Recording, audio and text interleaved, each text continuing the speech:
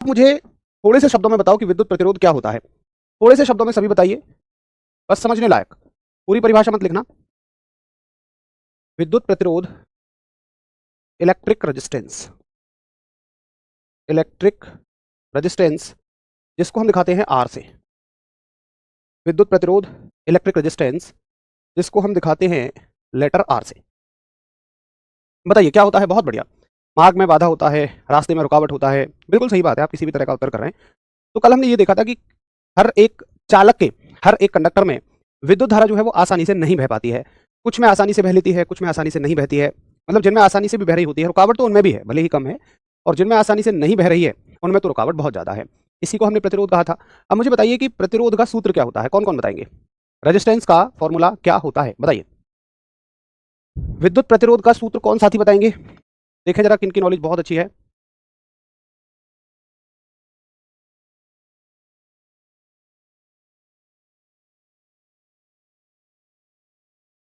विद्युत प्रतिरोध, बहुत बढ़िया। तो आप में से देखें 80% साथी हमारे V बराबर IR ही कर रहे हैं। ये प्रतिरोध का सूत्र नहीं होता है। देखिए ये तो प्रतिरोध बाद में हम इस्तेमाल कर रहे हैं। मैं पूछता हूं प्रतिरोध निकला कहां से है, बिल्कुल ओरिजिनेशन क्या है उसका, उसका मूल क्या है। V बराबर IR प्रतिरोध का मूल नहीं है, और इसी बात के चलते हम बहुत सारी गलतियां कर रहे होते हैं। ठीक है, देखिए मैं बताता हूं आपको प्रतिरोध का सूत्र क्या है। चलिए और कोशिश करिए प्रतिरोध का सूत्र बताने की। अच्छा चलो प्रतिरोध का मात्रक बताओ, उससे आपको समझ में आएगा। फटाफट से आप सभी मुझे प्रतिरोध का मात्रक बताओ।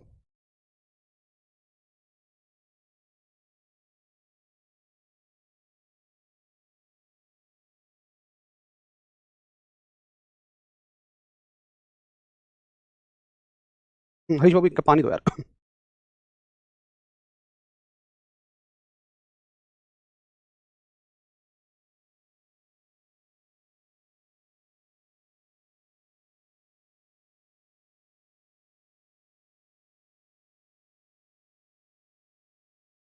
हाँ जी। अच्छा ओम मीटर होता है, ओम होता है। चलो देखो मैं आपको प्रतिरोध का बिल्कुल एक एग्जैक्ट फॉर्मूला बताता हूं। जो रेजिस्टेंस का फॉर्मूला होता है, जो प्रतिरोध का फॉर्मूला होता है, वो मैं आपको बताता हूं। देखिए अगर हम एक वायर लेते हैं, एक तार लेते हैं, और इसकी लंबाई हमने मान ली एल। ठीक, आज एक आप बहुत नई बात पढ़ेंगे और यहीं से रेलवे सवाल पूछता है। इस तार की लंबाई क्या है, एल क्या है इस तार की लंबाई। मेरे साथ नोट करना शुरू करेंगे। तार की लंबाई को हम लोगों ने मान लिया एल, लेंथ को। उसके बाद इसका जो एरिया है, भाई तार है, गोलाकार होगा तार वैसे भी, तो इसका जो एरिया होगा, जो क्षेत्रफल होगा, इसको माना मैंने ए क्या है इस तार का एरिया है, यानी कि क्षेत्रफल है। ठीक है, अब देखो फॉर्मूला क्या होता है प्रतिरोध का, ये होता है आर बराबर M L V upon N E square tau A. ठीक है, M L V upon N E square tau A, M L V upon N E square tau A, इसका ये फॉर्मूला होता है। ये होता है प्रतिरोध का बिल्कुल ओरिजिनल फॉर्मूला, बिल्कुल असली फॉर्मूला। इसको यहां लिख लेता हूं मैं और इसको यहां लिख लेता हूं। भैया वी क्या है इसमें, देखिए वी होता है आपका अपवाह वेग। एक टर्म आती है जिसका नाम है अपवाह वेग। वी क्या है आपका, वी है अपवाह वेग, ड्रिफ्ट वेलोसिटी। आप इसको यही मानिए कि इलेक्ट्रॉन का वेग है, इलेक्ट्रॉन कितनी तेजी से चल रहा है। एन क्या है इसमें, एन है इसमें इलेक्ट्रॉनों की संख्या, नंबर ऑफ इलेक्ट्रॉन्स। एन है नंबर ऑफ इलेक्ट्रॉन्स, यानी कि इलेक्ट्रॉनों की संख्या। मैं इसको थोड़ा छोटा करके और कहीं साइड में चिपका देता हूं, इसको यहां लिख लेते हैं। उसके अलावा ई क्या है, ई है इलेक्ट्रॉन पर चार्ज, जो कि है 1.6 10 to the power -19 coulomb. Tau क्या है, टाउ है आपका रिलैक्सेशन टाइम, यानी कि विश्रांति काल। भाई विश्रांति काल क्या है, देखिए विश्रांति काल का मतलब है इलेक्ट्रॉन जो है वो एक दूसरे से लगातार टक्कर मारते रहते हैं। तो एक टक्कर के बाद में जब ये दूसरी टक्कर मारेगा तो उसमें कितना गैप है, यानी कि दो टक्करों के बीच में कितना गैप है, इसी चीज को हम विश्रांति काल कहते हैं। ज्यादा घबराइए मत, इससे बहुत कुछ नहीं पूछा जाएगा, जो पूछा जाएगा मैं आपको बता दूंगा। एम क्या है, द्रव्यमान। एम भी और लिख लेते हैं, केवल एम बचा हुआ है, तो एम है मास, यानी कि द्रव्यमान। अच्छा एक बात बताइए कि ये पैरामीटर आपको समझ में आ गए हैं कि इनमें से एम का मतलब क्या है, एल का मतलब क्या है, वी का मतलब क्या है, एन का मतलब क्या है, ई का मतलब क्या है, टाउ का मतलब क्या है, ए का मतलब क्या है। ये सारे पैरामीटर आपको समझ में आ गए। ये बिल्कुल वो फॉर्मूला है प्रतिरोध का जो बिल्कुल ओरिजिनल है। जैसे कोई नदी कहीं से निकलती है ना, बिल्कुल उसका उद्गम स्थल होता है, ये रेजिस्टेंस का, प्रतिरोध का उद्गम स्थल है। ये प्रतिरोध का बिल्कुल बिल्कुल शुरुआती फॉर्मूला है। ठीक है, अब देखिए सवाल क्या आएगा, आपसे पूछेगा सवाल कि बताइए किसी भी तार का जो प्रतिरोध है वो किस किस चीज पर निर्भर करता है। तो आपको सिर्फ याद रखना है कि किसी भी तार का प्रतिरोध ये जो सातों पैरामीटर दिए हैं इन चीजों पर निर्भर करता है। यानी कि वो निर्भर करेगा द्रव्यमान कितना है, लंबाई कितनी है, वेग कितना है इलेक्ट्रॉनों का, इलेक्ट्रॉनों की संख्या कितनी है, इलेक्ट्रॉनों का एक इलेक्ट्रॉन पर आवेश कितना है, विश्रांति काल कितना है और क्षेत्रफल कितना है। अच्छा मुझे एक बात बताइए कि सीधा अनुक्रमानुपाती और व्युत्क्रमानुपाती यानी कि डायरेक्टली प्रोपोर्शनल और इनवर्सली प्रोपोर्शनल किस किस भाई को समझ में नहीं आता, वो एक बात हम सब करो जिन्हें समझ में नहीं आता और वो बहुत अच्छे से समझिए। देखिए डायरेक्टली प्रोपोर्शनल और इनवर्सली प्रोपोर्शनल का मतलब क्या होता है, ये प्रतिरोध है ये इन पर निर्भर करता है। भाई निर्भर का मतलब क्या है, जैसे एक बच्चा मान लीजिए अपने माता पिताजी पर निर्भर कर रहा है, अगर माता पिताजी उस पर ज्यादा ध्यान दे रहे हैं तो डेफिनेटली बच्चे के चांसेस हैं कि वो अच्छा निकल जाएगा, और अगर उनका ध्यान उसकी तरफ कम है तो वो अच्छा नहीं निकले। तो निर्भरता का मतलब क्या होता है कि उस चीज की बनावट या वो चीज कैसी होगी ये तय करती है कि वो निर्भर किस पे करती है। अब यहाँ देखिए जो भी चीजें प्रतिरोध के सामने लिखी हुई हैं यानी ऊपर लिखी हुई हैं इस सूत्र में, उनमें क्या होगा कि उनमें से किसी को भी आप बढ़ाओगे तो प्रतिरोध बढ़ेगा और अगर घटाओगे तो घटेगा। नीचे वाली चीजों में से किसी भी चीज के साथ आर का उल्टा संबंध है, यानी कि अगर आप इनमें से किसी को भी बढ़ाओगे तो ये घटेगा और अगर इनमें से किसी को भी घटाओगे तो ये बढ़ेगा। तो हम कहते हैं कि ऊपर वाली चीजों के साथ तो सीधा अनुक्रमानुपाती या समानुपाती दोनों एक ही बात है, और इसके साथ हम कह देते हैं व्युत्क्रमानुपाती, यानी इसके साथ तो कहेंगे डायरेक्टली प्रोपोर्शनल और इसके साथ हम कहेंगे इनवर्सली प्रोपोर्शनल। ये सभी को समझ आता है। अब सुनिए आपसे सवाल पूछा जाएगा कि बताइए किसी तार की लंबाई बढ़ाने पर प्रतिरोध घटेगा या बढ़ेगा, बताइए क्या उत्तर होगा इस सवाल का। किसी तार की लंबाई बढ़ाने या घटाने पर प्रतिरोध घटेगा या बढ़ेगा, तो क्या उत्तर करेंगे आप। मैं देखना चाहता हूं कि आपको यह बात समझ में आती है कि नहीं।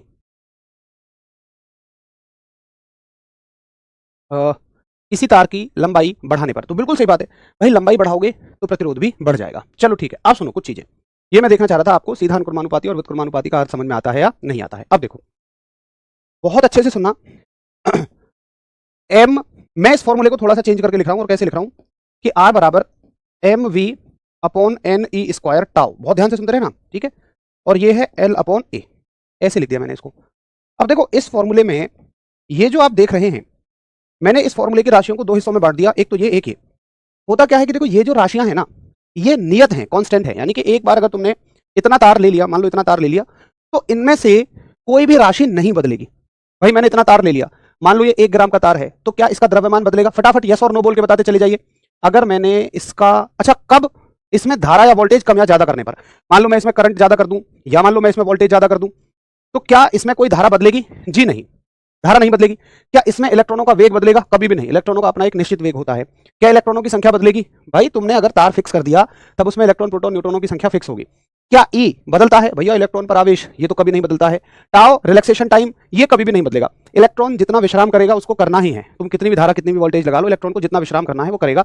तो मैं कहता हूं जो चीजें नहीं बदलती हैं इनको हम क्या कह देते हैं, नियतांक कह देते हैं। इस बात को समझो कि भैया ये नियत अंक है। नियत अंक का मतलब ये वो अंक हैं जो कभी भी नहीं बदलेंगे, यानी ये अपने आप में नियत हैं, इनको कह दिया हमने कांस्टेंट। अब देखिए एक, जैसे एक सूत्र में एक एग्जांपल से समझिए, मान लो एक सूत्र है और उसमें संख्याएं लिखी हैं 2/2/5 × 7 इंटू एल बटे, तो ये मुझे बताइए अलग अलग सब नियतांक हैं। भाई नियतांक का मतलब है अंक जो कभी ना बदले, दो दो ही रहेगा, ये कभी नहीं बदलेगा। आज के समय में भी 2 रुपए का मतलब है 1 और 1, अगर आप 10 साल बाद भी देखोगे तो 2 का मतलब 1 और 1 ही है। तो जब आपस में नियतांकों की गुणा भाग होती है तो उनसे भी जो संख्या मिलती है वो नियत ही होती है। जैसे 2 दूनी 4 5 7 35, 4/35, भैया ये भी तो एक नियति है। तो जब बहुत सारे नियतांक मिल रहे होते हैं हम उनको मिलाकर एक नया नियतांक बना देते हैं। तो यहां पर मैंने इन सारे नियतांकों को मिलाया, ये बहुत समझने वाली बात है, ध्यान से समझिए। और इस नियतांक को मैंने कह दिया कि भाई तुम सभी का एक नाम दे देता हूं मैं, और ये हो गया प्रतिरोधकता, रजिस्टिविटी। रजिस्टिविटी, क्या ये बात आपको समझ में आई है? तुम पहले तमाम बातों को समझते रहो, पूरे 30 मिनट कंसिस्टेंटली सुनो, जितनी समझ में आए उन्हें समझते रहो, जितनी ना समझ में आए छोड़ते रहो। जब मैं इसको फिनिश करूंगा सारी बात आपको समझ में आ जाएंगी, एक बार रिवाइज करा दूंगा। लेकिन ये मत कहो भैया बहुत हार्ड है, भैया ये तो कैसे होगा वैसे होगा। भाई इसी लेवल का रेलवे आपसे पूछता है, बस आप सुनते रहो और लास्ट में मैं आपको समझाऊंगा, एक बार फिर से रिवाइज कराऊंगा, सारा समझ में आ जाएगा। तो पहले मुझे बताओ हर एक बात आपको ऐसे समझ में आ रही है कि भाई बहुत सारे नियतांक हो गए, 5, पांचों नियतांकों को मिलाकर हमने एक नियतांक बना लिया और इसको हमने कह दिया प्रतिरोधकता, रजिस्टिविटी। इसको हमने कह दिया प्रतिरोधकता, रजिस्टिविटी, ठीक है। अब देखिए प्रतिरोधकता का प्रतीक क्या है, सिंबल क्या है, तो प्रतिरोधकता को दिखाते हैं हम ऐसे रो से। ये एक सिंबल है, ये एक प्रतीक है, जैसे अल्फा एक प्रतीक है, बीटा एक प्रतीक है, वैसे ही रो एक प्रतीक है। रो का मतलब रो देना नहीं है, RHO इसको बोलते हैं रो। तुम बस इतना याद रखोगे कि प्रतिरोधकता अगर लिखनी है तो हम इसको बना देंगे। अब देखिए आप जो डायरेक्ट फॉर्मूला पढ़ते हैं वो भाई साहब क्या पढ़ते हैं, आप डायरेक्ट फॉर्मूला पढ़ते हैं। अगर आपने मुझसे बैच में भी पढ़ा होगा तो हमने यहां से शुरू किया था कि R बराबर रो इंटू एल बटे ए, यहां से हमने बैच में शुरू किया था। इतना तो सभी ने पढ़ा था बैच में, एक बात हम सब करें, आर बराबर रो इंटू एल बटे ए, कि भैया प्रतिरोध का जो मूल सूत्र होता है, जो फंडामेंटल सूत्र होता है, ये क्या होता है, आर बराबर रो इंटू एल बटे ए। अब आपको ये समझ में आया होगा कि रो कहां से आती है। हमने बैच में ये डिस्कस नहीं किया था कि रो कहां से आती है, लेकिन अभी हाल ही में जो परीक्षाएं हुई हैं उनमें यह भी पूछा गया है कि रो किन किन चीजों पर निर्भर करती है, प्रतिरोध किन किन चीजों पर निर्भर करता है। यानी कि मैं ये कह सकता हूं कि देखो, प्रतिरोध हमने, प्रतिरोधकता जो है, रो जो है, ये किसके स्थान पर लिखी है, तो हमने ये लिखी है M V upon N E square tau, M V upon N E square tau. तो आप बेशक इस फॉर्मूले को याद करें ना करें, देखो इसको चाहे याद मत करना, आप चाहे यहीं से पढ़ लो कि आर बराबर रो इंटू एल बटे ए, और रो का मतलब जरूर याद रखना कि रो क्या होती है, रो किस किस से मिलकर बनती है, प्रतिरोधकता किस किस से मिलकर बनती है, ये बात आपको जरूर याद रखनी है। ठीक है, तो पहले हम एक बार प्रतिरोधकता पे डिस्कस करें कि रेजिस्टिविटी किन किन से मिलकर बनती है और किस चीज के घटने पर घटती है और किस चीज के बढ़ने पर बढ़ती है। करें एक बार डिस्कस, यहां तक समझ में आ गया हो तो थम्स अप करो। चाहे तो आप डायरेक्टली यही याद रख सकते हैं, आर बराबर रो इंटू एल बटे ए। बन गई ना चीजें आसान, घबराते बहुत हो। बस आपको ये याद रखना है कि इसमें जो प्रतीक छिपा है इसका ओरिजिनल सूत्र क्या है, तो इसका ओरिजिनल सूत्र है ये M V upon N E square tau. ठीक है, चलो अब देखो सवाल कैसे बनेगा। मैं अब डायरेक्टली पहले प्रतिरोधकता के बारे में डिस्कस करता हूं। प्रतिरोधकता, प्रतिरोध के बारे में इसके बाद डिस्कस करेंगे। प्रतिरोधकता, रजिस्टिविटी, रो। देखिए रजिस्टिविटी क्या होती है, अभी अभी हमने देखा कि जो रजिस्टिविटी है इसका फॉर्मूला है M V upon N E square tau, M V upon N E square tau. अभी हाल ही में टेक्नीशियन की परीक्षा हुई और उसमें यह पूछा गया कि बताइए जो प्रतिरोधकता होती है, जो रजिस्टिविटी होती है, उसका विश्रांति काल के साथ कैसा संबंध होता है, सीधी अनुक्रमानुपाती या व्युत्क्रमानुपाती। देखो मैं आपको तरीका बता देता हूं कि जो पैरामीटर ऊपर लिखे होते हैं कोई भी राशि उनके सीधा अनुक्रमानुपाती होती है, जो पैरामीटर ऊपर लिखे होते हैं कोई भी राशि उनके सीधा अनुक्रमानुपाती होती है, और जो नीचे लिखे होते हैं उनके व्युत्क्रमानुपाती होती है। ठीक है, यानी कि इंग्लिश में आप याद रखोगे कि इनके ये डायरेक्टली प्रोपोर्शनल होती है और नीचे लिखे हुई राशियों के ये इनवर्सली प्रोपोर्शनल होती है। मैं बहुत अच्छे से जानता हूं कि आपको ना ये तो समझ में आता है सब, लेकिन असल में ये नहीं समझ में आता है कि अनुक्रमानुपाती क्या है, व्युत्क्रमानुपाती क्या है। तो अगर इनको आप समझ लें तो चीजें आसान हो जाएंगी। अब आप क्या कहेंगे, तो इंग्लिश वाले साथी कहेंगे कि भैया जी रिलैक्सेशन टाइम के प्रतिरोधकता इनवर्सली प्रोपोर्शनल होती है, और अगर देखें द्रव्यमान के या वेग के तो डायरेक्टली प्रोपोर्शनल टू होती है, सीधे अनुक्रमानुपाती होती है। ठीक है भाई, चलो अब क्या मुझे इसमें से लिखने की जरूरत है कि प्रतिरोधकता द्रव्यमान के सीधे अनुक्रमानुपाती, वेग के सीधे अनुक्रमानुपाती, इलेक्ट्रॉनों की संख्या के व्युत्क्रमानुपाती, आवेश के व्युत्क्रमानुपाती या विश्रांति काल के व्युत्क्रमानुपाती, या समझ जाएंगे? जरा बताइए भैया, अलग अलग लिखने की कोई जरूरत नहीं है, अब हम इसी में से कवर कर लेंगे। ठीक है, चलिए बहुत बढ़िया। कोई एक सिंगल साथी भी ऐसा हो जिसको नहीं समझ में आया हो, तो इससे सवाल पूछा जाता है कि बताइए प्रतिरोधकता किस चीज के बढ़ाने पर बढ़ेगी, किस चीज के घटाने पर घटेगी। अच्छा जी, अब पूछा जाएगा आपसे कि देखिए कई बार जो राशि होती है ना, वो उन चीजों पर भी निर्भर करती है, कई बार कोई राशि उन चीजों पर भी निर्भर करती है। अच्छा लिखवा देता हूं मैं, चलो एक दो लिखवा देता हूं। ठीक है, जैसे समानुपाती क्या होता है भैया, अनुक्रमानुपाती को ही समानुपाती कहते हैं। पहले आप इस चीज से संबंधित डाउट पूछ लो, जिन साथियों को नहीं समझ में आया ये समझना बहुत जरूरी है, क्योंकि ये बहुत आगे तक चलेगा किस्सा, अनुक्रमानुपाती और समानुपाती वाला। अच्छा चलो ठीक है, सभी ये बताओ जो ये कह रहे हैं हमें नहीं समझ में आया, वो प्लीज मुझे ये बताओ कि उनको ये समझ में आ गया कि अगर किसी भी सूत्र में कोई राशि ऊपर लिखी हुई है तो उसका मतलब ये वो राशि इसके सीधी अनुक्रमानुपाती या समझ में अनुक्रमानुपाती या समानुपाती होगी, और ये राशि इनके व्युत्क्रमानुपाती होगी। जैसे प्रतिरोधकता द्रव्यमान के समानुपाती का हो या अनुक्रमानुपाती का हो, इंग्लिश में डायरेक्टली प्रोपोर्शनल होती है, और अगर इसके साथ पूछोगे तो ये व्युत्क्रमानुपाती होती है, यानी कि इनवर्सली प्रोपोर्शनल होती है। क्या अभी समझ में आया? जैसे अगर मैं यहां से लिखूं तो मैं इस चीज को स्टेटमेंट में कैसे लिखूंगा कि प्रतिरोधकता यानी कि रेजिस्टिविटी द्रव्यमान के समानुपाती, द्रव्यमान व वेग के समानुपाती, यानी कि डायरेक्टली प्रोपोर्शनल,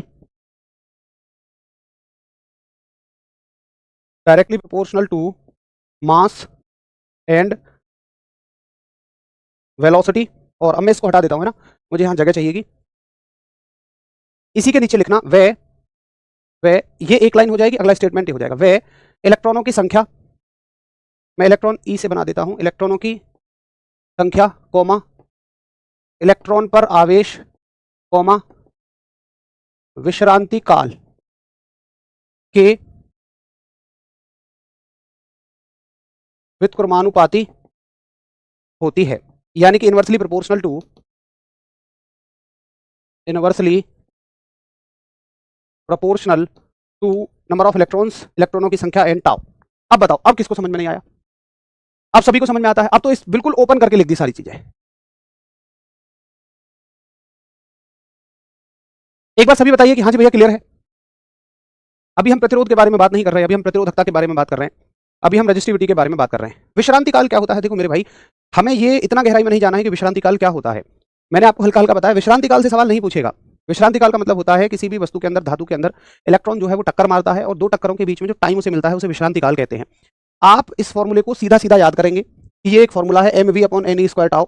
m द्रव्यमान है इलेक्ट्रॉनों का, इलेक्ट्रॉनों का वेग है, इलेक्ट्रॉनों की संख्या है, इलेक्ट्रॉन पर आवेश है और विश्रांति काल है। विश्रांति काल के बारे में गहराई में मत जाइए, वहां से सवाल नहीं पूछा जाएगा कि विश्रांति काल क्या होता है। जितना गहराई में सवाल पूछा जाएगा उतना मैंने आपको करा दिया कि किसके अनुक्रमानुपाती होता है और किसके व्युत्क्रमानुपाती होता है। ठीक है भाई, चलिए अब देखो कई बार क्या होता है, ये बिल्कुल भी जरूरी नहीं है कि कोई भी राशि, जैसे ये एक राशि है, वो अपने सामने लिखे हुए सभी चीजों पर निर्भर करे या उनके अलावा किसी और चीज पर निर्भर ही ना करे। ऐसा नहीं होता है। मतलब मेरे कहने का है कि प्रतिरोधकता और भी चीजों पर निर्भर करती है जो सूत्र में नहीं है, जैसे कि तापमान। तो इसमें कहीं तापमान दिख ही नहीं रहा, लेकिन प्रतिरोधकता तापमान पर भी निर्भर करती है। कैसे कैसे निर्भर करती है? अगला पॉइंट आप देखेंगे कि प्रतिरोधकता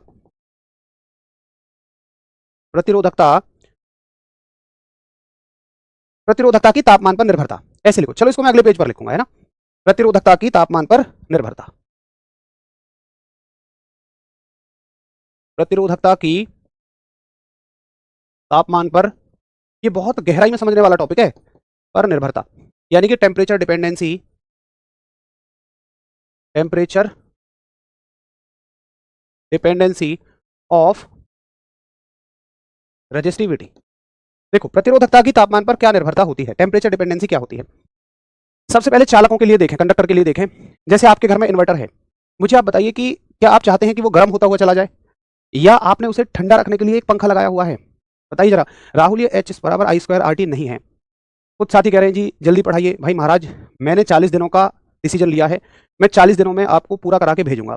मैं जानता हूं उन साथियों को ये थोड़ा सा स्लो लग रहा होगा जिनके कंसेप्ट थोड़े से पहले से क्लियर हैं। तो मेरे भाई थोड़ा सा हमें उन साथियों के लिए का भी ख्याल रखना है जो इस क्लास से नए जुड़े हैं, बहुत सारी उम्मीदों के साथ जुड़े हैं। आप सोचिए अपने बारे में, जब आप बिल्कुल पहली बार जुड़े थे तो आप भी चाहते थे कि हमें बहुत आराम आराम से धीरे धीरे समझाया जाए, एक चीज़ जो नहीं समझ में आ रही है उसको दोबारा समझाया जाए। तो प्लीज़ सभी के बारे में सोचकर चलिए। मेरी आपसे ये प्रॉमिस है कि मैं इसको 40 डेज में बहुत अच्छे से फिनिश कर दूंगा। 40 दिन बहुत होते हैं, किसी किसी टॉपिक को हमें स्लो भी लेकर चलना पड़ेगा उनके हिसाब से जो साथी थोड़ा सा शुरुआत में तैयारी कर रहे हैं। ठीक है, तो प्लीज़ मुझे बिल्कुल मेरे तरीके से चलने दीजिए। 40 दिन आपने मुझे दिए हैं, मैं बहुत अच्छे से आपका सिलेबस कराऊंगा। हाँ, तो आप ये चाहते हैं कि उनमें टेम्परेचर ना बढ़े, यानी कि वो उपकरण गर्म ना हो। तो देखिए प्रतिरोधकता की तापमान पर जो निर्भरता होती है वो मटेरियल के हिसाब से होती है। जैसे अगर आप चालकों में देखेंगे, चालकों में इन कंडक्टर, तो चालकों में क्या होता है कि ताप बढ़ने से प्रतिरोधकता बढ़ती है। अच्छा मुझे बताओ, अगर प्रतिरोधकता बढ़ेगी तो करंट ज्यादा फ्लो होगा या कम फ्लो होगा? अगर रेजिस्टिविटी बढ़ेगी तो धारा कम फ्लो होगी या ज्यादा फ्लो होगी? बताइए। ताप बढ़ने से प्रतिरोधकता बढ़ती है, यानी कि resistivity increases on increasing temperature. हाँ जी, हाँ धारा कम बहेगी, ठीक है। लेकिन पता है ऐसा किस में होगा? ऐसा केवल चालकों में होगा। अच्छा आप 3 तरह की धातुओं के बारे में जानते हैं, चालक, कुचालक, अर्धचालक। चालक और कुचालक तो हमने पढ़ लिए थे। अब एक तीसरी चीज और आती है, अर्धचालक। अर्धचालक कौन होते हैं? बस आप इतना मानो कि जो चालक और कुचालकों के बीच में है, यानी कि ये आधे चालक हैं आधे कुचालक हैं। अच्छा आगे देखें, अगर चालकों की बात करेंगे, जैसे आप बात करो तांबे की बात करो, जैसे आप चांदी की बात करोगे, तो इनमें अगर तापमान बढ़ाओगे तो प्रतिरोधकता बढ़ेगी, यानी कि टेम्परेचर का बढ़ना इनमें हमारे लिए नुकसानदायक है, तभी तो हम पंखा लगा के रखते हैं। लेकिन अगर आप अर्धचालकों में देखोगे तो इसका उल्टा होता है। अर्धचालकों में यानी कि इन सेमीकंडक्टर्स, इन सेमीकंडक्टर्स, अर्धचालकों में क्या होता है कि ताप के बढ़ाने से प्रतिरोधकता घट जाती है। इसको मैं यहां लिख देता हूं, ताप बढ़ाने से प्रतिरोधकता घटती है। Resistivity decreases on increasing temperature. ताप बढ़ाने से प्रतिरोधकता घटती है, यानी कि रेजिस्टिविटी डिक्रीजेज। ये आपने एक नया पॉइंट पढ़ा होगा, है कि नहीं? ये आपने एक नया पॉइंट पढ़ा होगा। अब देखो हम पढ़ लेते हैं ताप बढ़ने से प्रतिरोधकता ना बढ़ती है, लेकिन ये नहीं पढ़ते कि किसकी बात हो रही है, चालकों की बात हो रही है या कुचालकों की बात हो रही है या अर्धचालकों की बात हो रही है। हम केवल चालकों के बारे में पढ़ लेते हैं। जबकि आप देखें तो अर्धचालकों में यानी सेमीकंडक्टरों में जस्ट इसका उल्टा होता है। तो वहां पर टेम्परेचर का बढ़ना हमारे लिए फायदेमंद होता है कि जितना टेम्परेचर बढ़ेगा रेजिस्टिविटी घटेगी तो धारा अच्छी प्रवाहित होगी। भाई हर आदमी चाहेगा धारा अच्छी प्रवाहित हो, करंट अच्छा फ्लो हो। एक नया पॉइंट पढ़ लिया आपने। अच्छा अभी कौन बच गए? कुचालक बच गए। अगर ये नोट हो गया हो तो थम्स अप करिए, फिर मैं आपको कुचालकों में लिखवाऊं क्या होता है।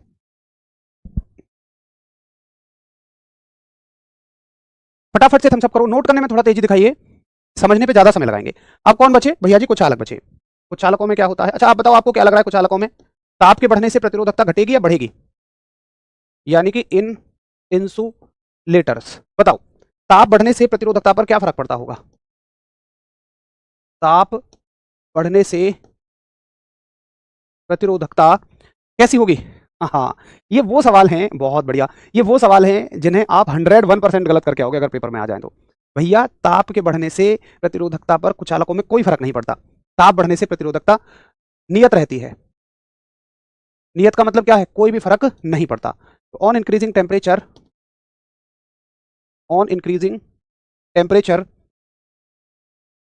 Resistivity does not change. Resistivity change नहीं होती है, प्रतिरोधकता चेंज नहीं होती है। तो ये एक बहुत नया अच्छा पॉइंट पढ़ा होगा आपने कि देखो ऐसा बिल्कुल जरूरी नहीं है कि जिन जो चीजें फॉर्मूले में लिखी हैं कोई राशि उन पर ही निर्भर करती हो। जैसे ये जरूरी थोड़ी है कि तुम्हारे व्यवहार पर, तुम्हारी आदतों पर केवल तुम्हारे घर वालों का ही प्रभाव पड़ रहा है जो आपके सामने रह रहे हैं। नहीं, एक वो मक्कार दोस्त भी तो है, उसका भी तो खूब प्रभाव पड़ रहा है जो सबको दिख नहीं रहा।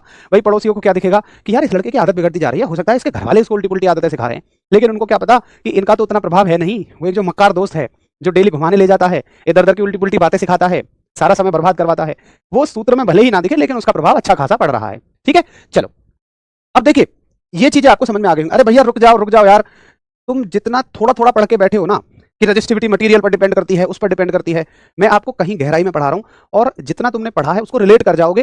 पढ़ते तो रहो, पूरा सीखो तो सही, आपको थोड़ा गहराई में पढ़ना पड़ेगा। ठीक, अच्छा भैया जी ठीक है, मुझे ये बात आपकी समझ में आ गई कि प्रतिरोधकता इन तमाम चीजों पर निर्भर करती है। अब देखिए आपसे पूछा जाएगा प्रतिरोधकता कैसी राशि है, तो आप लिखेंगे, इसी में लिखते रहना कि प्रतिरोधकता एक अदिश राशि है। प्रतिरोधकता, अच्छा चलो इससे पहले एक चीज और लिखेंगे, एक सेकंड इसको होल्ड कर लो, उन्हीं के बारे में बात कर लेते हैं। देखिए मुझे आप एक बात बताओ, बहुत ध्यान से सुनिए आपको मेरी बात। मैं एक इतना बड़ा तार ले आया और ये कॉपर का तार है, ठीक है, बहुत ध्यान से सुनना मेरी बात को। ये उनके लिए स्पेशल है जो ये मान के बैठे हैं कि प्रतिरोधकता पदार्थ के गुणों पर निर्भर करती है। मैं एक इतना बड़ा तार ले आया, ये कॉपर का तार है, बहुत ध्यान से सुनो, ये इतना बड़ा तार फिक्स है। क्या आप इसके द्रव्यमान को बदल सकते हैं? यस और नो में उत्तर करना है, सभी को यस और नो में उत्तर करना है। क्या आप इसके द्रव्यमान को बदल सकते हैं? अगर मैंने फिक्स कर दिया कि भाई इतना बड़ा तार है, ना इससे कम होगा ना इससे ज्यादा होगा, नहीं कर सकते हैं। देखो मेरी बात मान लो, इलेक्ट्रॉन के वेग को तुम नहीं बदल सकते हो। भाई इलेक्ट्रॉन जितनी तेजी से चल रहा है उतनी तेजी से चलेगा, आप नहीं बदल सकते हो।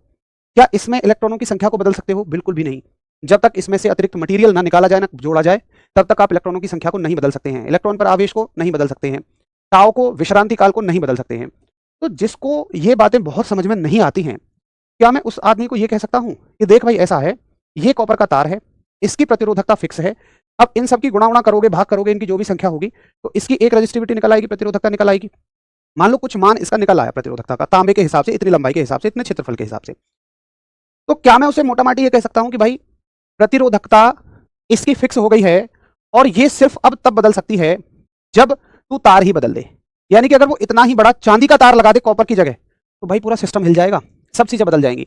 भाई चांदी का आप देखो ना, आपने अगर केमिस्ट्री पढ़ी हो तो तांबे का परमाणु द्रव्यमान अलग होता है, चांदी का परमाणु द्रव्यमान अलग होता है।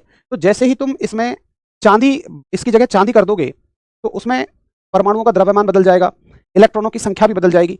तो क्या मैं ये कह सकता हूं कि प्रतिरोधकता केवल तब बदलेगी जब आप इस तार की, इस वायर को ही बदल दोगे, प्रतिरोधकता उससे पहले तो नहीं बदलगी। तो देखिए या तो आप ये कहो कि प्रतिरोधकता इन सब चीजों पर निर्भर करती है, या इन सबको मिलाकर आप ये कह दो कि प्रतिरोधकता तार के पदार्थ पर निर्भर करती है और वो तब बदलेगी जब तार का पदार्थ ही बदल जाएगा। तो साथ ही आप इस बात को डायरेक्टली पढ़ रहे होते हैं, मैंने आपको उसकी भी गहराई में ले जाकर आपको समझाया है। क्या आपको मेरी बात समझ में आ गई है? या तो आप अलग अलग ये कहो कि द्रव्यमान और वेग के समानुपाती होती है, इनके व्युत्क्रमानुपाती होती है, या आप डायरेक्टली ये भी कह सकते हैं कि ये तार की प्रतिरोधकता प्रतिरोधकता प्रतिरोधकता सामग्री पर निर्भर करती है। सामग्री का मतलब कि वो किस मटेरियल का बना है, सामग्री पर निर्भर करती है। Resistivity depends upon material. ठीक है, पता है ये कैसी बात होगी? जैसे ये देखो मेरे पास एक पेटी है, इस पेटी में सेब भी हैं, अंगूर भी हैं, अनार भी हैं, पपीता भी है और भी कोई फ्रूट है। तो जब हम ये कह रहे हैं ना, मैं अभी क्या कह रहा हूं कि इस पेटी में सेब हैं, क्या मेरी बात गलत है? अरे लंबाई और क्षेत्रफल को रुक जाओ भाई, महाराज विपिन कुमार रुको यार, लंबाई और क्षेत्रफल पे भी आऊंगा। लंबाई और क्षेत्रफल है कहां इसमें? मैं इनकी बात कर रहा हूं। इस पेटी में वो फ्रूट है ही नहीं, तुम जैक फ्रूट की बात कर रहे हो, इसमें जैक फ्रूट नहीं है। मैं ये कह रहा हूं कि इस पेटी में सेब हैं, क्या मैं गलत कह रहा हूं? नहीं। मैं कह रहा हूं इस पेटी में पपीता है, अंगूर है, नारंगी है, केले हैं, ये है, क्या मैं गलत कह रहा हूं? नहीं कह रहा हूं। मतलब अगर मैं ये कहूं कि प्रतिरोधकता इन इन इन इन इन पर निर्भर करती है, तो मैं एक एक फ्रूट की अलग बात कर रहा हूं। और अगर मैं ये कह रहा हूं कि प्रतिरोधकता तार की सामग्री पर निर्भर करती है, तो मैंने ये सारी चीजें कवर कर ली। और मैंने बस एक बात कह दी कि भैया इस पेटी में फल हैं, फ्रूट हैं। तो बात को कहने के अलग अलग तरीके हैं। अब तुमने कितना सीखा था? तुमने आज तक बस ये सीखा कि इस पेटी में फल हैं, और मैं आपको ये बता रहा हूं भैया अंदर चलो, इस पेटी में कौन सा फल है? नारंगी है, पपीता है, चीकू है, ये है, वो है। अब आपको मेरी बात समझ में आ गई? तो जो साथी ये चिल्ला रहे थे भैया सामग्री पर भी तो निर्भर करती है, अरे भैया तुम केवल फलों की बात कर रहे हो, मैं हर एक फल की इंडिविजुअल बात कर रहा हूं। तो ये बात कह लो या जितनी बातें हमने पीछे कही है उनको कह लो, सब कुछ एक ही है। करो एक बार हम सबकी, हाँ जी भैया मुझे आपकी बात समझ में आ गई है। लंबाई और क्षेत्रफल वाले रुको तो सही यार, अभी एक एक करके तो बात करेंगे। अभी इसमें लंबाई और क्षेत्रफल आया कहां है? अभी पहले प्रतिरोधकता से तो बाहर निकलो। ठीक है, अब सुनो, मुझे ये बताओ कि लंबाई और क्षेत्रफल वाले हैं कहां? भैया जी प्रतिरोधकता का सूत्र ये बनाया हमने, इसमें कहीं आपको तार की लंबाई या क्षेत्रफल नजर आ रहा है? मुझे बताओ, ध्यान से देख के बताओ। मैं प्रतिरोध नहीं कह रहा हूं, दो चीजें हैं, प्रतिरोध और प्रतिरोधकता। प्रतिरोध के सूत्र में लंबाई और क्षेत्रफल है, क्या प्रतिरोधकता के सूत्र में कहीं लंबाई और क्षेत्रफल है, लेंथ और एरिया है? नहीं है। इसका मतलब अगर आप, मैंने मान लो ये फिक्स कर दिया कि कॉपर का इतना बड़ा तार है, अब तुम इसकी लंबाई को खींचो, ऐसा नहीं है बाहर से तार लाके जोड़ दो। लंबाई परिवर्तित करने का मतलब देखो, लंबाई दो तरीके से चेंज होगी, बाहर से तार लाके जोड़ दो या इसी तार को खींचो। तो मैं बाहर से तार लाके जोड़ने की बात नहीं कर रहा हूं, ना ही पेपर में उस तरह का सवाल आता है। वो कहता है कि तुम इस तार की लंबाई को खींचो, मुझे बताओ इनमें से कौन सी चीज चेंज हो जाएगी? तुम तार की लंबाई को खींच दो, क्या इनमें से कोई चीज चेंज होगी? अरे नहीं होगी भाई, इलेक्ट्रॉन का द्रव्यमान फिक्स है, वेग फिक्स है, इलेक्ट्रॉनों की संख्या उतनी ही रहेगी यार। खींचने से कैसे आप इसको बदल सकते हैं? इलेक्ट्रॉन पर चार्ज सेम रहेगा, आवेश सेम रहेगा, विश्रांति काल सेम रहेगा। मैं कह रहा हूं, अब सुनो इस बात में कौन कौन मेरी सपोर्ट में है, कि तार की प्रतिरोधकता लंबाई पर निर्भर नहीं करती है, और महाराज ना करती है क्षेत्रफल पर निर्भर, ना ये एरिया पे डिपेंड करती है। तुम तार की लंबाई को खींचोगे तो तार पतला होगा, यानी कि क्षेत्रफल कम होगा। अरे होता रहे कम, इनमें से कोई भी चीज नहीं बदलेगी। तो तार की प्रतिरोधकता लंबाई और क्षेत्रफल पर निर्भर नहीं करती है, वो प्रतिरोध है भैया जो निर्भर करता है, वो रेजिस्टेंस है। मैं प्रतिरोधकता की बात कर रहा हूं यार, सब कुछ मिला काहे रहे हो? मैं कितना आपको स्लो स्लो बता के चल रहा हूं। प्रतिरोधकता तार की लंबाई पर और क्षेत्रफल पर निर्भर नहीं करती है। ठीक है, लिखो अगला स्टेटमेंट कि प्रतिरोधकता तार की लंबाई व क्षेत्रफल पर निर्भर नहीं करती। निर्भर नहीं करती तो लंबाई और क्षेत्रफल बदलने से बदलेगी भी नहीं, यह बात अंडरस्टूड है। Resistivity does not change, resistivity does not depend upon length and area. ठीक है, अच्छा अब देखो, जतिन ने कह दिया तो क्या हम यह कह सकते हैं कि प्रतिरोधकता कभी नहीं बदलता, सिर्फ तार के बदलने पर बदलता है? अच्छा, और मैंने ये क्या तुमसे मूड मारा है? ये क्या मूड मारा है? कैसी बात करते हो यार तुम, जो अपने मन से पीएचडी कर लेते हो ना 7 सेकंड में, 7 साल की पीएचडी, यही दिक्कत करती है। भैया एक भैया कह रहे हैं कि भैया जी तार की प्रतिरोधकता कभी नहीं बदल सकती जब तक तार ना बदले। अच्छा ठीक है, ये कॉपर का तार है, मैंने इसका टेम्परेचर बढ़ा दिया, कॉपर एक चालक है, कंडक्टर है, मैंने इसका तापमान बढ़ा दिया, मैंने इसका टेम्परेचर बढ़ा दिया, तो जरा बताएं इसकी प्रतिरोधकता बदलेगी कि नहीं बदलेगी? सब बताओ अगर तुमने सीख लिया है तो। ये एक कॉपर है, तांबे का तार है, मैंने इसका तापमान बढ़ा दिया, तो इसकी प्रतिरोधकता बदलेगी कि नहीं बदलेगी महाराज? अगर टेम्परेचर चेंज करोगे तो 100% बदलेगी। देख लो भैया जो कमेंट कर रहे थे नहीं बदलेगी, बदल गई ना, बदल गई ना। तुम जो ये 7 सेकंड में पीएचडी कर लेते हो ना, ये बड़ी समस्या है भैया। भैया अगर ये कॉपर का तार है तो इसकी प्रतिरोधकता अगर इसे खींचोगे, अगर इसको मोटा करो पतला करो तो नहीं बदलेगी, लेकिन महाराज इसका तुम तापमान बदलोगे, टेम्परेचर चेंज करोगे तो डेफिनेटली बदलेगी।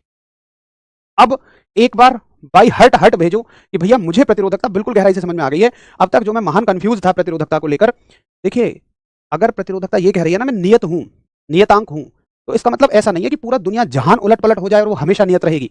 नियत तो है, वो कुछ शर्तों के साथ है। वो किस चीज के लिए नियत है? कि तुम लंबाई और क्षेत्रफल बदल लो, मैं नहीं बदलूंगी। लेकिन अगर तुमने तार की सामग्री बदल दी, तार का तापमान बदल दिया, तो मैं बदल जाऊंगी, तो मैं चेंज हो जाऊंगी। तो ये इनकी जो मोहब्बत है ना, ये शर्तों की मोहब्बत है। ये कहती है तब तक बनी रहूंगी जब तक मेरे साथ अच्छा व्यवहार करोगे। ये अनकंडीशनल मोहब्बत नहीं है। ये क्या आपको ये बात समझ में आ जाती है? अब मैं एक ओवरऑल कंक्लूजन निकाल रहा हूं प्रतिरोधकता को लेकर कि किससे बदलती है किससे नहीं बदलती है, फटाफट से मुझे बताना। यहां थोड़ी सी जगह छोड़, अभी लिखना मत इस चीज को। मैंने कहा कि देखो प्रतिरोधकता का अपना जो सूत्र है, रेजिस्टिविटी का अपना जो सूत्र है, ये है mv/ne² tau. mv upon ne square tau. ये प्रतिरोधकता का अपना सूत्र है। ये अगर आप कॉपर को तांबा ही रहने दोगे तब इनमें से कुछ भी नहीं बदलेगा। यानी कि अगर कॉपर ही रहेगा तो इनमें से कुछ भी नहीं बदलेगा। अर्थात मैं कह सकता हूं कि प्रतिरोधकता, ये सब बातों को मिलाकर मैं एक चीज कह सकता हूं कि प्रतिरोधकता तार की सामग्री पर डिपेंड करती है, मटेरियल पर डिपेंड करती है। क्या प्रतिरोधकता ताप पर निर्भर करती है, टेम्परेचर पर निर्भर करती है? जी हाँ। सामग्री पर डिपेंड करती है, टेम्परेचर यानी कि ताप पर डिपेंड करती है। क्या प्रतिरोधकता तार की लंबाई पर डिपेंड करती है? नहीं। क्या प्रतिरोधकता क्षेत्रफल पर डिपेंड करती है? नहीं। अब बताओ, आ गया मजा? ये 4 पॉइंट आज सीखने लायक थे कि प्रतिरोधकता तार की मटेरियल पर डिपेंड करती है, सामग्री पर डिपेंड करती है, टेम्परेचर पर डिपेंड करती है। ठीक है। उसके अलावा क्या लेंथ और एरिया पर डिपेंड करती है? क्या लंबाई और क्षेत्रफल पर निर्भर करती है? बिल्कुल भी नहीं। लंबाई और क्षेत्रफल पर निर्भर नहीं करती है। अच्छा, उसके अलावा अगर हम इसकी गहराई में जाएं, कोई मुझसे पूछे यार ये सामग्री का मतलब क्या है, तो मैं कहूंगा चल गहराई में। अभी हम केवल ये बात कर रहे हैं पेटी में फल हैं, अब हम बात कर रहे हैं पेटी में कौन कौन से फल हैं। तो ये द्रव्यमान पर निर्भर करती है, वेग पर निर्भर करती है, एन पर निर्भर करती है, ई पर निर्भर करती है, टाउ पर निर्भर करती है। इनके साथ सीधा संबंध रखती है, यानी कि इनके बढ़ाने से बढ़ेगी, बट इनके साथ उल्टा संबंध रखती है, इनके बढ़ाने से ये घटेगी। ठीक है, फटाफट से करो एक बात हम सब, चलो आगे चले। अरे तेरे की एक आदमी कह रहा है भैया क्या ये प्रतिरोधकता और प्रतिरोध अलग अलग हैं? भैया मैं अपना सर फोड़ लूंगा महाराज अगर अब किसी ने ये कहा। अरे तुम्हें तो समझ में आ रहा है कि प्रतिरोधकता और प्रतिरोध अलग अलग हैं। अभी तक हम प्रतिरोधकता पे चर्चा कर रहे हैं, अभी तक हमारी चर्चा रेजिस्टिविटी को लेकर चल रही है। रेजिस्टेंस तो शुरू भी नहीं किया मैंने, प्रतिरोध तो शुरू भी नहीं किया। अच्छा सभी एक बार बताओ, सेम है कि अलग अलग है? सेम के लिए सेम लिखो, अलग अलग के लिए अलग लिखो। भैया दोनों क्वाइट डिफरेंट है। मैं अपने बाल खींच लूंगा अगर तुमने अभी मुझसे ये बात पूछी तो। यार दोनों में जमीन आसमान का फर्क है, दोनों क्वाइट डिफरेंट चीज है। हाँ ये तुम कह सकते हो कि प्रतिरोध के फॉर्मूले में प्रतिरोधकता आती है, प्रतिरोध के सूत्र में प्रतिरोधकता आती है। ये प्रतिरोध का पूरा सूत्र है और इसका ये हिस्सा प्रतिरोधकता है। ठीक है, चलो प्रतिरोधकता से संबंधित और कुछ पॉइंट लिखिए आगे। सवाल आएगा कि बताइए प्रतिरोधकता का मात्रक या प्रतिरोधकता कैसी राशि है? प्रतिरोधकता का मात्रक यानी कि यूनिट ऑफ रेजिस्टिविटी। तो देखिए प्रतिरोधकता का जो मात्रक है साथी वो होता है ओम और मीटर। ओम है प्रतिरोध का मात्रक, कल प्रतिरोध के बारे में चर्चा करेंगे। प्रतिरोध अब बहुत आसान है आपके लिए समझना अगर आपने प्रतिरोधकता समझ ली तो। प्रतिरोधकता का मात्रक क्या है? ओम मीटर, इंग्लिश में लिखेंगे OHM। ये एक वैज्ञानिक हैं ओम, जिनका नाम है जॉर्ज साइमंस ओम, उनके नाम पर ये मात्रक बना है। और ओम का देखो जो सिंबल है वो ये है। अगर आपको आप सिंबल की फॉर्म में लिखना चाहें तो इस तरह से आप इसे लिख सकते हैं। ठीक है। अच्छा, प्रतिरोधकता कैसी राशि है? तो प्रतिरोधकता अदिश राशि है, प्रतिरोधकता अदिश राशि है। Resistivity is scalar, resistivity is scalar. ये कैसी राशि है? ये एक अदिश राशि है। ठीक है, चलिए